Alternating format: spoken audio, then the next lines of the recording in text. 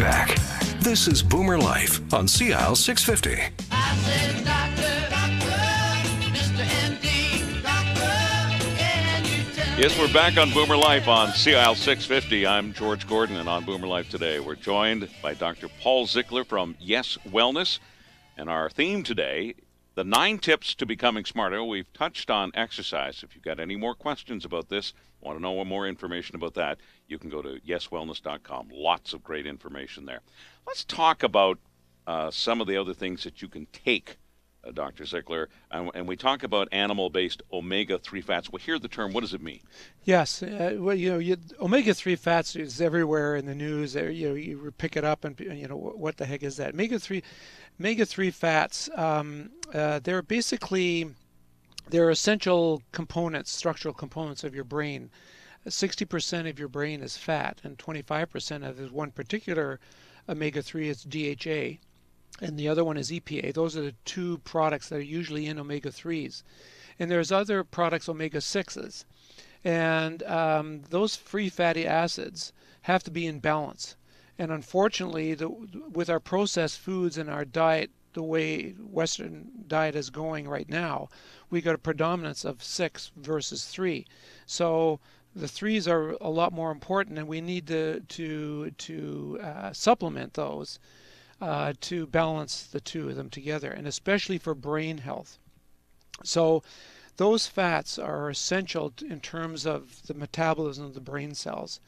And so they energize and really help in terms of cognition and your focus and your attention and problem solving, your whole gamut of how your brain works. Additionally, for our seniors, the unsaturated fat composition of your brain decreases as you get older. So it's really important to supplement those as we go along. And so this is one of the supplements I think is essential for our seniors to really discuss with their practitioner and be on. But it's also shown that the studies that are coming out now in terms of people taking the free fatty acids versus those that aren't, incorporating a really good lifestyle with exercise and healthy food, do so much better.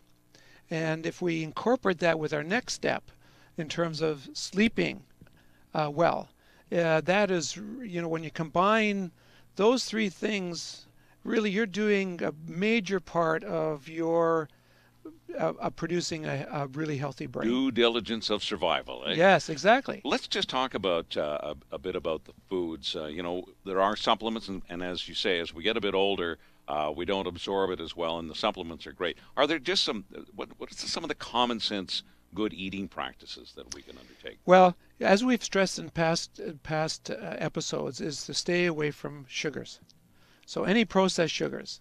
You can do some of the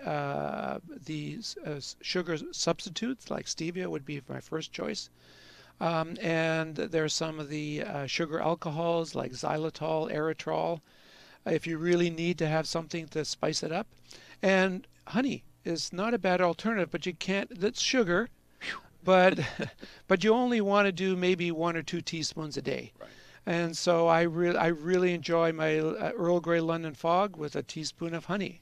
And if I get 1 of those a day, that's wonderful.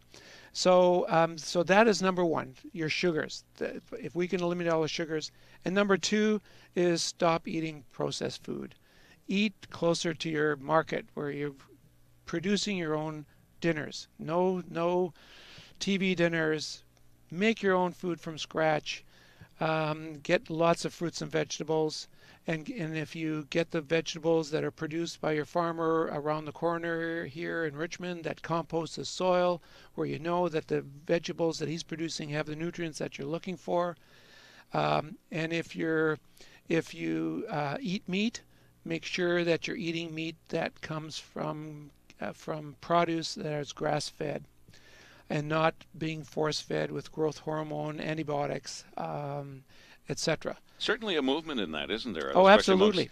The fast food, if we can call them that, yes, operations are catching on. Yeah, and when we look back at 40, 50 years ago with the first TV dinner, I mean, A everybody. Swanson night. Yes. Exactly. Yes. Everybody made their own stuff all the time, but then all of a sudden it was convenient. And what they've done is taken the flavors out of the food in their processing, and put back salts and non or processed stuff to make it taste good, and it's not healthy for you. And it's in fact, everything it seemed that was on the grocery shelves for a while was doctored up and Yes. maybe that's not the right word, is it? Yeah, well, but it had they're been treated. processed. It was processed. Yeah. They're processed, and so that's where you really got to make sure you're looking at the labels and choosing your products wisely. But even if you just do this one thing, is knock out all the sugars in your diet every day, especially the high fructose corn syrup. Fructose is a sugar that's metabolized a little differently.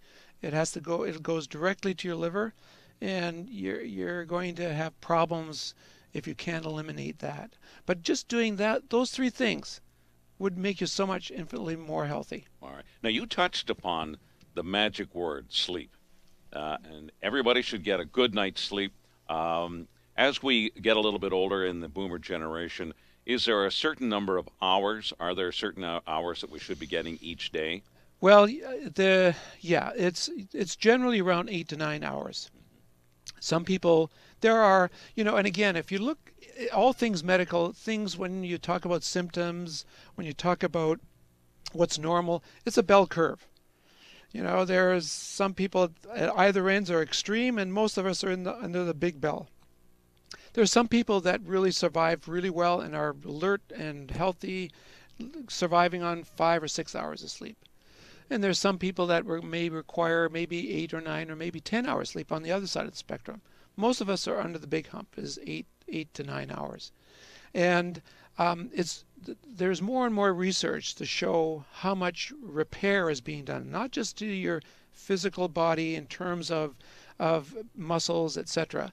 And if you're doing if you're living a Yes Wellness healthy lifestyle, you are actually metabolically burning fat, building muscle during the time that you're sleeping, and repairing all the damage you've done during the day. As well as for your brain, that's where nerve regeneration is helped. The synapses where the neurons meet and the chemicals that go across those synapses are being produced, and your synaptic health and plasticity of your brain is regenerated during the time you're sleeping. All right. Now, I understand the importance of getting a lot of good sleep, whether it be 5 hours or 8 hours, whatever you need, but good sleep. And that seems to be a struggle for many people. I hear very often, oh, I can't sleep anymore at night. And I think some of it, I'm told, might go back to, some of the exercise, again, what you're eating. What are the biggest things that get in the way of a good night's sleep, and how do you fix that? One of the biggest things for most people is stress. So they take their device to bed, they take their work to bed, and then they expect to turn the lights off and fall asleep. So that's a major deterrent. And if you're really interested, there are several blogs in terms of a good handful of things to do to get a good night's sleep. So for people that want to follow this up, but basically in a nutshell, it's trying to reduce your stress. And with your exercising and using food as a medicine, you're going to find that you're going to sleep better. I know that people who talk to me about, my bed's too hard or it's too soft, and I think I've heard this in a children's story someplace. Does the quality of a mattress make a big difference? Absolutely. And mattresses are good for about 10 years.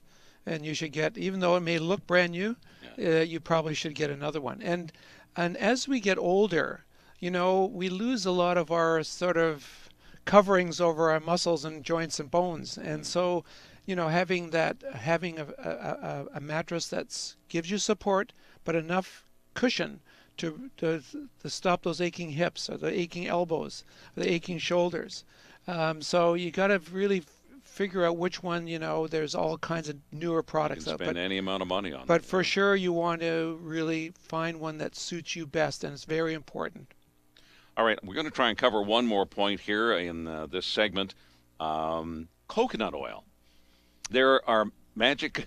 Is there magic about coconut oil? There is. There is real magic about coconut. Tell me. Cast the spell.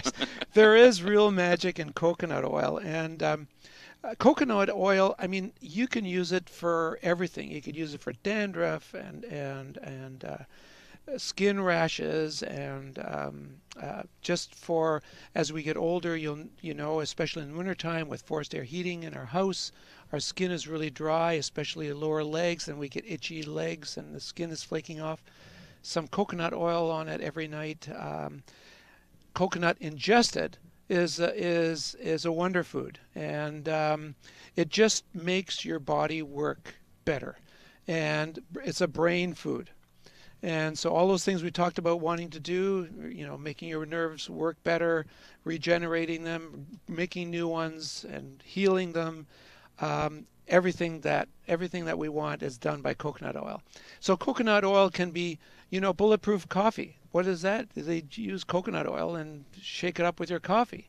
So I would never have thought of that. Yeah. Great. Yeah, so that's the basis of sort of the mid-chain triglycerides, the MCT oils. That's in coconut oil. And if you could ingest about sort of 2 tablespoons of coconut oil a day, your brain would be a whole lot happier. So I don't want you to start that tomorrow, because it's something you have to work at. And you could liquefy it.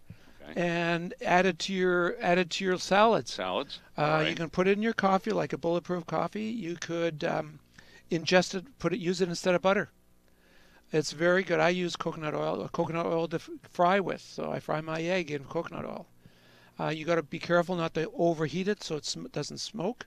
But everything is friable with coconut oil is delicious. So I get close to 2 tablespoons. Some authors say 4 tablespoons. You've got to be using it a lot during the day. Mm-hmm. And you know, one of the other interesting things is recently there's a lot of literature on periodontal disease, so gum disease, mm-hmm. and especially as we approach our 50s and we're stressful, we're not eating well. We start getting some receding gums. We've probably had a lot of braces when we were younger, which makes you prone to that. Pulling coconut oil through your teeth for about 20 minutes every morning really helps that. Amazing. Yeah. More information on this, or if you have a question about that, you can go to YesWellness.com. There's a place where you can ask questions there. When we come back, we'll talk about some of the other 9 things that you can do to make your brain work a little bit better, make it last longer, right here on Boomer Life with Dr. Paul Zickler, the medical director from Yes Wellness. You are listening to CIL 650. Celebrating the baby boomer lifestyle. This is Boomer Life on CIL 650.